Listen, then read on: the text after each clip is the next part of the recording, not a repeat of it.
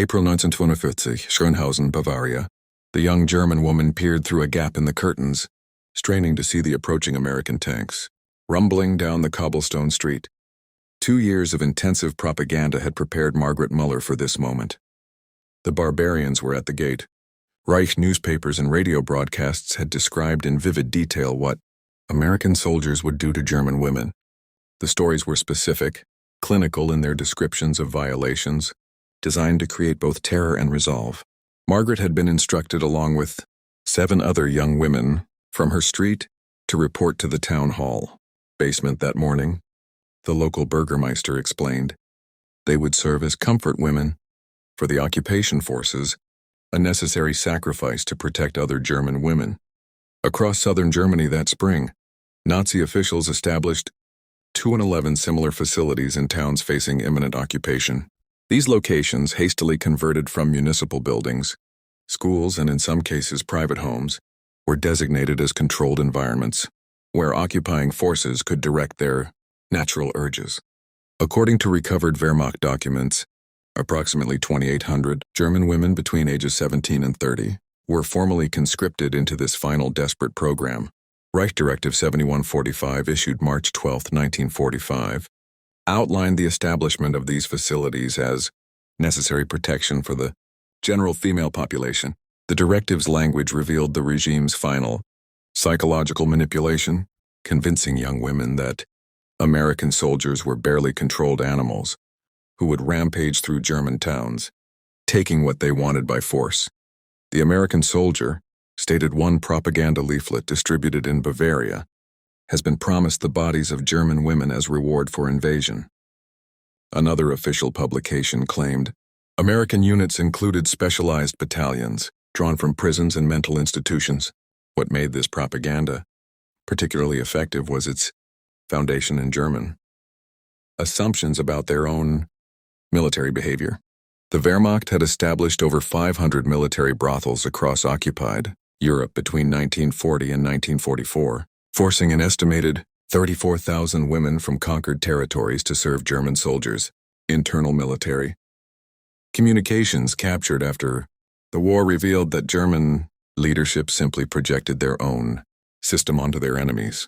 Margaret and thousands like her faced their impending duty with a mixture of terror and resignation. Many contemplated suicide. Records from Regensburg showed 27 confirmed cases of young women taking their lives in April 1945. Rather than face what they believed was coming, others prepared by securing poison, planning to end their lives after inevitable assaults became unbearable. What these women could not imagine, what Nazi propaganda had rendered impossible to conceive, was the reality that would unfold in the coming days. The American occupation would deliver not the expected horror, but something more destabilizing to Nazi ideology: dignity. The collision between propaganda and reality would create cognitive dissonance, more powerful than any formal re-education program. That April evening, as Margaret packed a small bag with extra clothing, toiletries, and a hidden cyanide capsule provided by a sympathetic pharmacist, she could not know that the greatest shock awaiting her would not be American violence but American restraint.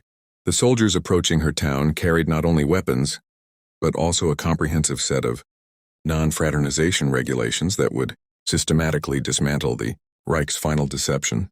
The last lie of the Third Reich was about to collapse under the weight of unexpected respect. December 1944, Fort Benning, Georgia. The American sergeant stood before rows of soldiers, preparing for German occupation duty. In his hand, he held the official pocket guide to Germany, a 32-page booklet distributed to 1.6 million men destined for occupation service. "The German woman is not your prize," he stated firmly, tapping the guide section on civilian interactions, fraternization with the enemy. "Population is strictly prohibited under General Eisenhower's Order 1. The men shifted uncomfortably as he continued.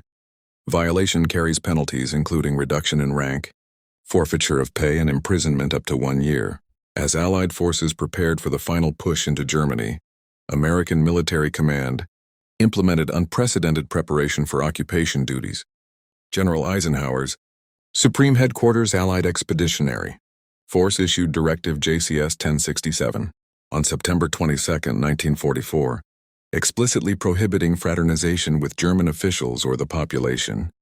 Unlike previous occupations, the German occupation included specific protections for female civilians from the outset, with comprehensive non-fraternization, rules designed to maintain clear separation between occupiers and occupied. Training for occupation forces included 12-hour modules specifically addressing civilian interaction protocols. Military police received additional 36-hour training in gender-sensitive operations. All command officers completed mandatory courses in occupation ethics at the University of Virginia, where instructors emphasized that America's moral standing depended on disciplined, respectful conduct. Pocket Guide G7 American. Soldiers must demonstrate that democracy treats women with respect, unlike the Nazi regime. Pure conduct represents not just the military, but American values. Each soldier received this guide, signed an acknowledgement, and faced routine inspection to ensure compliance. Military police squads conducted regular patrols, monitoring soldier-civilian interactions. Court-martial records show that during pre-deployment training, command deliberately prosecuted fraternization violations at triple the normal rate to demonstrate seriousness, with 217 soldiers demoted or imprisoned between January and March 1945. General Patton emphasized, "How we treat German women will determine whether they see democracy as morally superior to Nazism." This approach reflected not just discipline but psychological strategy, demonstrating through action that Nazi propaganda about American barbarity was false. The segregated preparation of American forces carried particular significance. The 40,000 African American troops receiving occupation training faced additional scrutiny, with command emphasizing that their conduct would challenge both Nazi racial ideology and stereotypes at home.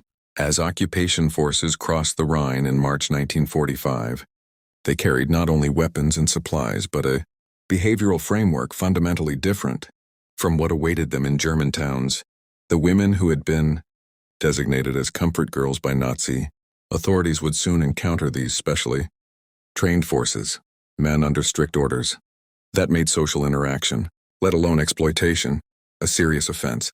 The collision between Nazi propaganda and American military discipline produced unexpected consequences that reshaped German women's understanding of both their former government and their supposed enemies. April 1945, Bad Tölz, Bavaria. The American lieutenant's boots echoed on the wooden floor as he conducted the housing requisition.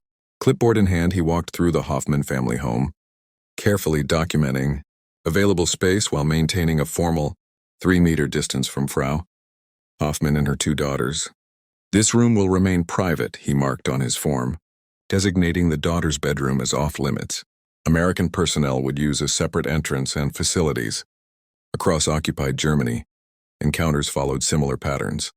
Housing officers used standardized forms to establish boundaries within requisitioned homes, maintaining separation between military personnel and female residents. Military government regulations required that in homes housing both Americans and German families, female sleeping areas must be separated by at least one room from American quarters, with locks provided for women's bedrooms.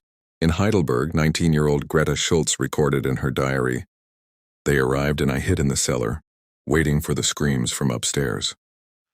Hours passed. Mother finally called me up.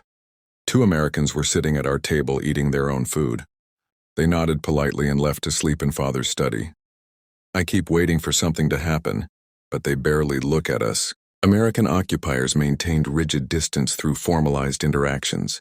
Military government records show that 93% of requisitioned homes had door signs marking female quarters off limits. Language barriers reinforced this separation. Only 8% of occupation forces spoke German. All communication required translators. Even simple conversations became formal exchanges. In Regensburg, where Nazi officials had established a comfort facility with 24 conscripted women, American counterintelligence officers sealed the building, posting guards to prevent entry by either soldiers or civilians. Military police reports show that these women were detained for questioning, then released to families or housed with elderly couples under refugee status. Helga Weber, one such woman, testified to Red Cross investigators, We were gathered in the gymnasium, terrified when American soldiers entered. But instead of what we expected, they brought female medical personnel who spoke to us privately, then arranged transport home. An American officer explained through a translator that we were free to go. I didn't understand. This contradicted everything we had been told. Military police documented 57 fraternization violations in the first month of occupation, resulting in 41 courts-martial. These cases were published in Stars and Stripes, showing command's zero tolerance.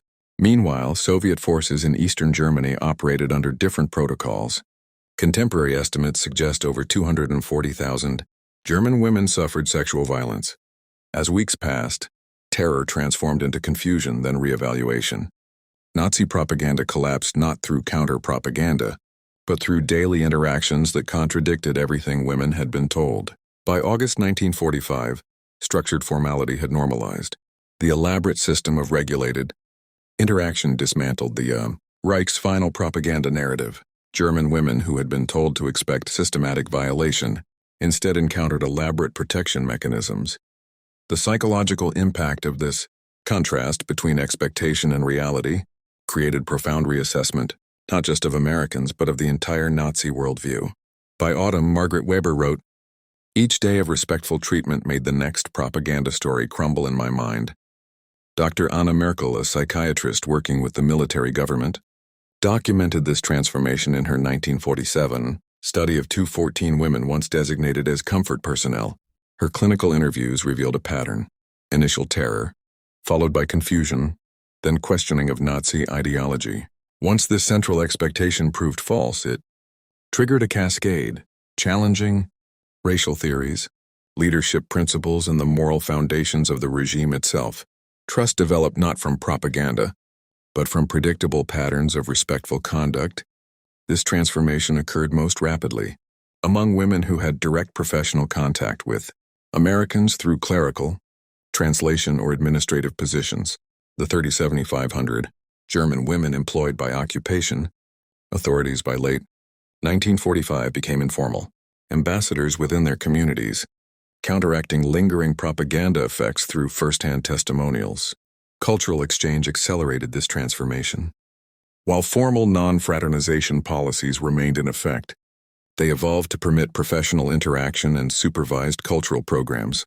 By November 1945, the Information Control Division had established 87 America houses across the occupation zone, offering German women their first unfiltered access to American literature, music, and democratic political thought. Attendance records show that women constituted 64% of visitors to these facilities in their first year of operation. Military government survey data revealed that exposure to American democratic practices significantly influenced German women's political views.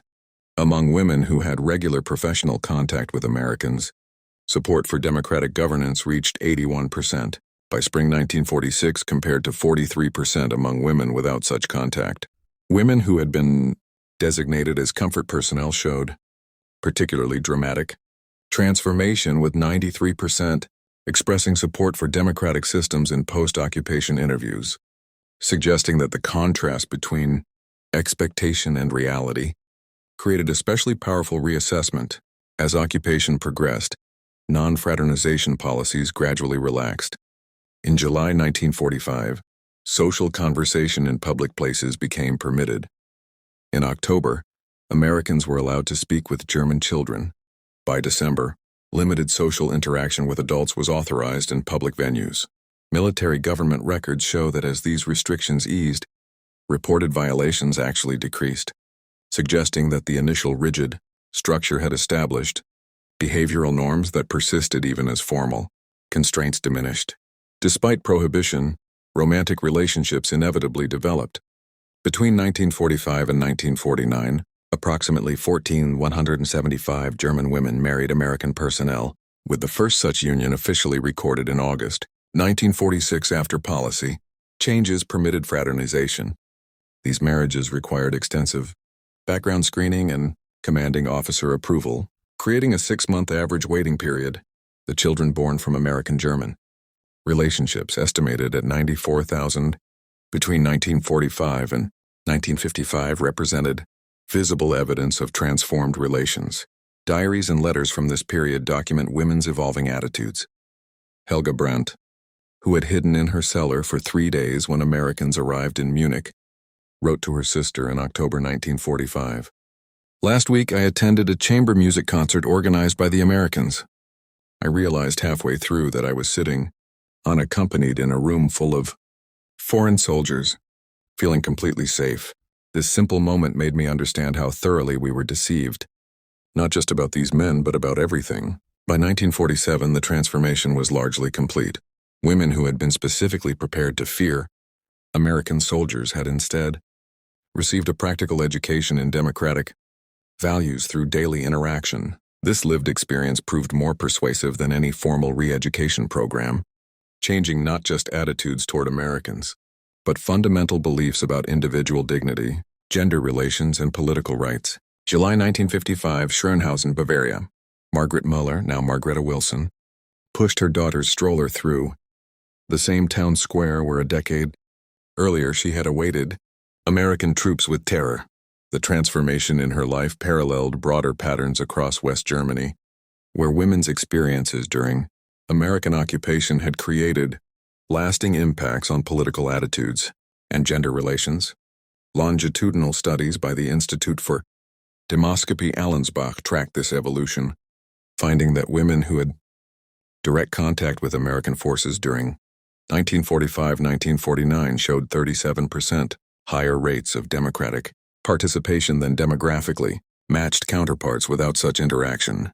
The psychological impact extended far beyond the occupation period. Dr. Elizabeth Koenig's landmark 1960 study, Expectation and Reality, German Women's Political Development, documented that former Comfort girls showed the most dramatic long-term transformation. Among 173 women interviewed who had been designated for this role, 89% became actively involved in democratic politics, compared to 23% of the general female population. Their direct experience with the contrast between Nazi propaganda and American conduct created cognitive dissonance that permanently altered their worldview.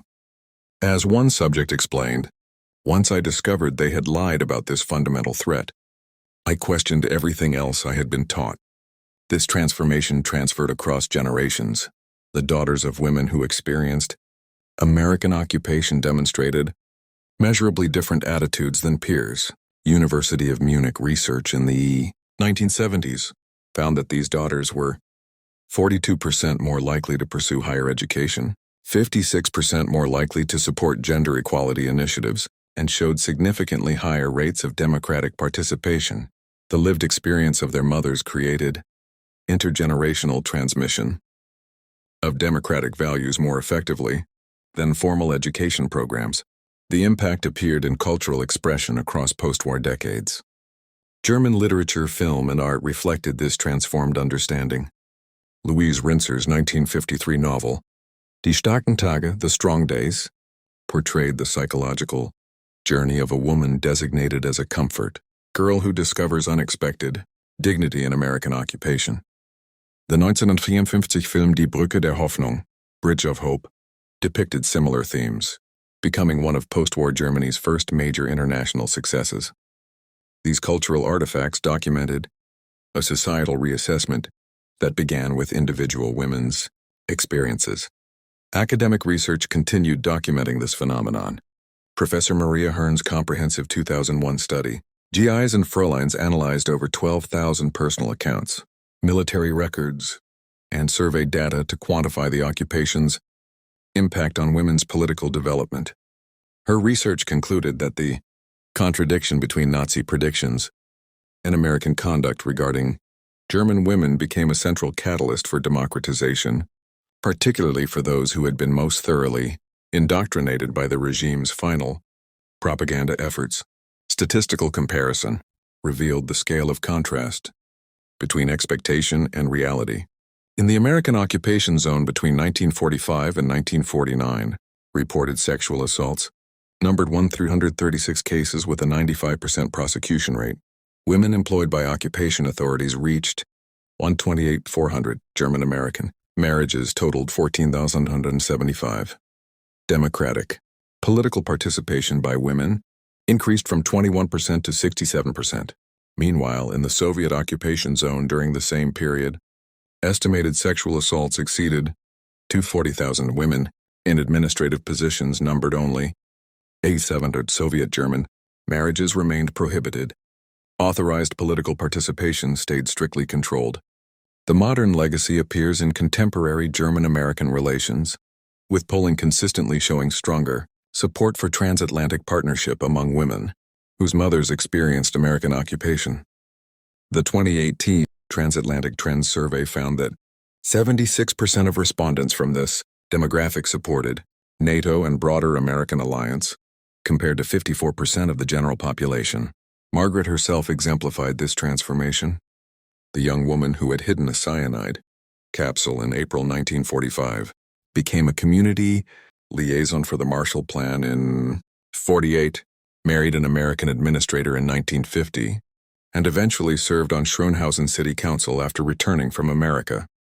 Her journey from terror to civic leadership traced the path that thousands of German women followed, their experiences with unexpected American respect becoming foundational to post-war democracy.